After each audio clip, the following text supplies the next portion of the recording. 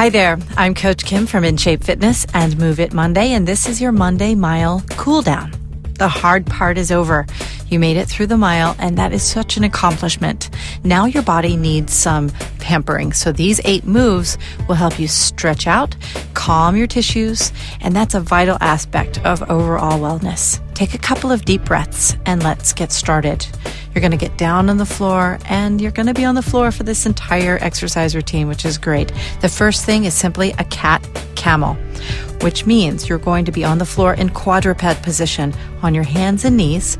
Make sure that your hands are directly underneath your shoulders, your knees are directly underneath your hips, and you want to drop your head like a bowling ball, then round up your spine like a scared cat.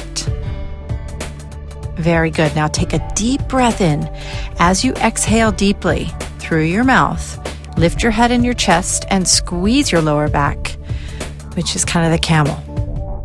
Okay, now breathe again deeply in through your nose, and as you exhale once again, drop your head like a bowling ball and round up the spine.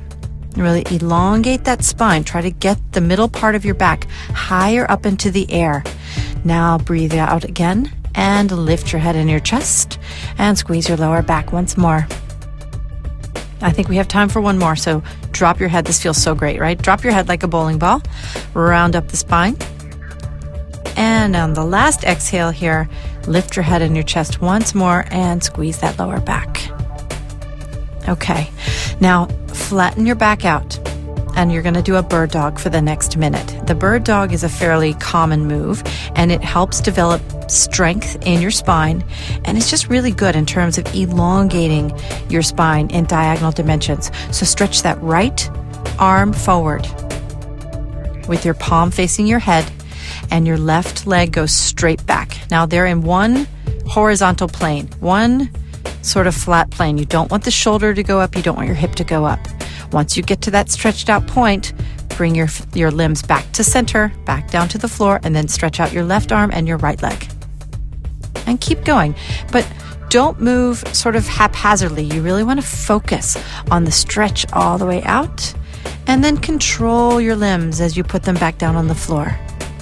Breathe very deeply in through your nose and out through your mouth. Your work is done here. For the most part, there is a little bit of intensity when we get to the next move, but you are absolutely finished in terms of having to move your body, motor your body down the street or along a trail or whatever it is you're doing, even if you are not something I'd recommend, but on a treadmill. If you're on a treadmill, you don't have any of that effort left. You are all set. Okay, now put your hands are back on the floor, both hands on the floor, and I want you to lift your butt up into the air into a pike position, or if you prefer a downward facing dog position. All right, so this is a stretch of the back of your leg. Your heels are probably off of the floor, and your butt is sort of at the center point up in the air, making a triangle with the floor. And now take a deep breath in, and as you exhale, I want you to lower your butt and swing your hips forward into upward facing dog. Okay, don't let your thighs touch the floor. Your thighs should hover above the floor, and then swing back up into the downward facing dog position. We call this a dynamic dog because as the minute progresses, we're going to move a little bit faster. This is very calming and relaxing. I hope you're savoring those stretches and feeling how great it feels to stretch out muscles that are worked. And so that part is easy. Now I want you to start moving a little bit faster. It's a little bit of an effort here. Obviously, you're supporting your body weight with your shoulders, and they will start to fatigue a little bit. And you are obviously moving the body a little bit, so your heart rate gets up. But needless to say, you have done a really great job so far, and you have got just a couple more seconds with this. Now rest back up into downward facing dog position, or the pike position. We're going to do something that we call a downward dog squat. And the reason for this is that it's really good for your hips, really good for your back, really good for the back of the leg and your butt. So you're going to bend your knees, lower your knees to the floor from the downward dog position, and then straighten them back out. Very slowly and very controlled. You want to lower them down. Exhale, lift them back up. Inhale, lower them down. Exhale, lift them back up. So you've got a couple things going here. You're still in this prone position, right? This position where your body is suspended in the air and your body weight is being supported by your shoulders. Make sure, by the way, that with your hands, you're using the entire hand to support your body weight. You don't want all of your weight on the heel of your hand. Use the top part of your palm and your fingers so that you don't hurt your wrists, okay? You've got about 15 more seconds. You're doing great. Keep it going. So this particular move adds that added level of strength to the top part of your legs, the hips, your butt, your quads, your hamstrings, and of course just gives you those added little stretches as you go back to downward dog. But now you can lower your body down to the floor. And what I want you to do is put your forearms on the floor. We're going to do something we call a pigeon plank. And if you have the range and you're able to get into fully the pigeon pose, you can certainly stretch your arms out after you get yourself into this initial position. But this is called a pigeon plank. So what you're going to do is you're going to lower your body down to your forearms and then bring your right knee forward and cross the lower part of your right leg over to the left. And then you're sort of resting, your tummy is resting on that leg. Your left leg is stretched out behind you and you're breathing. Now you should feel this in your butt cheek on the right side. This is that stretch of the butt. And if you can stretch your arms forward and extend them straight out in front of your body into the pigeon pose, then you are getting an even deeper stretch in your glutes, and that is fantastic. But if you're not able to do that, a lot of people don't have really good range of motion in the glutes. So just be careful. You don't want to get a little too far ahead of yourself here. Now switch. So stretch the right leg out. Bring the left knee up underneath the body and cross it over to the right.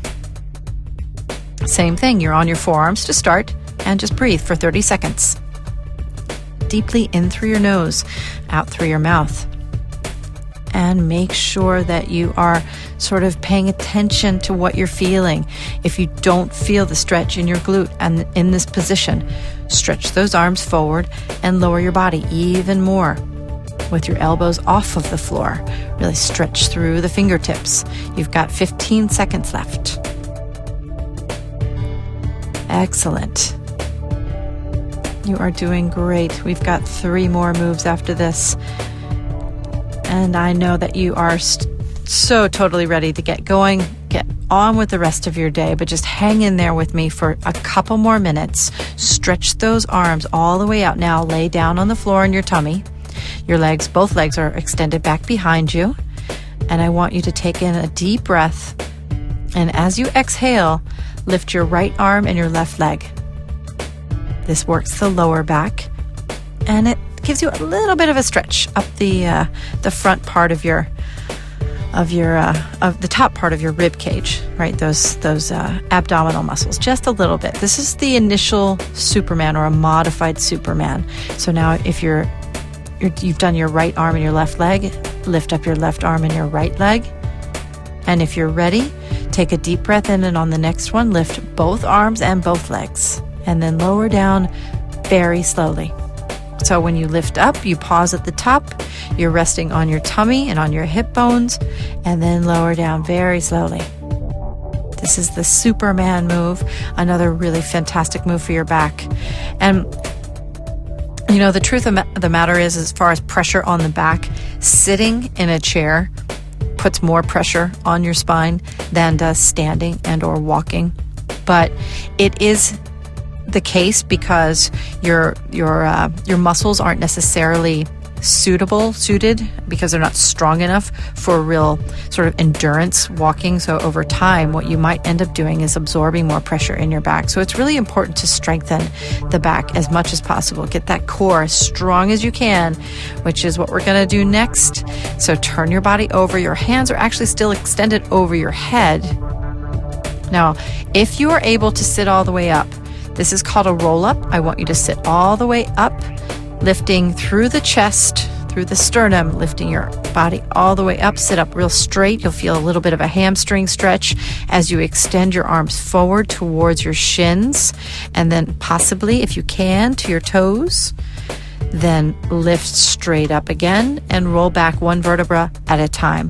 That's the roll up. If you're not able to get your body, to propel your body all the way up from a lying down position without, help, do a straight leg crunch here, where your legs are straightened and extended out in front of your body, and you're just lifting your head, your chest, and the top of your rib cage. So, modify for your own ability level, but if you can sit all the way up and roll forward real gracefully, you get that sweet stretch of the hamstrings. And keeping your back really straight, then roll back. That forces you to control absolutely every single second of movement on the way back down. You'll feel those abs getting that added little blood flow. They're working, and relax. And one more roll up, and then you will get your corpse move, which is just relaxation. So just hang in there for one more sit up, and then roll all the way back. Very good. Now extend your arms down beside your body with your palms facing up. And I want you to take in 10 deep breaths. And you're going to count to 5 as you deeply breathe in through your nose. Take in as much air as you can. Take in more air as you think you can, in fact. And then exhale slowly. Very slowly expel the air from your mouth. Very good. Just laying here. You can close your eyes at this point. Think about how great it is that you have made it through this whole walk process. You did a warm-up. You got out there for your Monday mile. You're cooled down and you are ready for the rest of your day and hopefully the rest of your week. Monday is such an important sort of barometer for the way that your productivity and your organization for the week. It is universally known as the start of your week. And by taking this time to get your health on the docket for the week, you're so much more apt to continue that habit as the week progresses. I'm Kim from In Shape Fitness and Move It Monday, and this was your Monday Mile Cool Down. Enjoy the rest of your day and reward yourself for the hard work you did today. We'll see you again soon.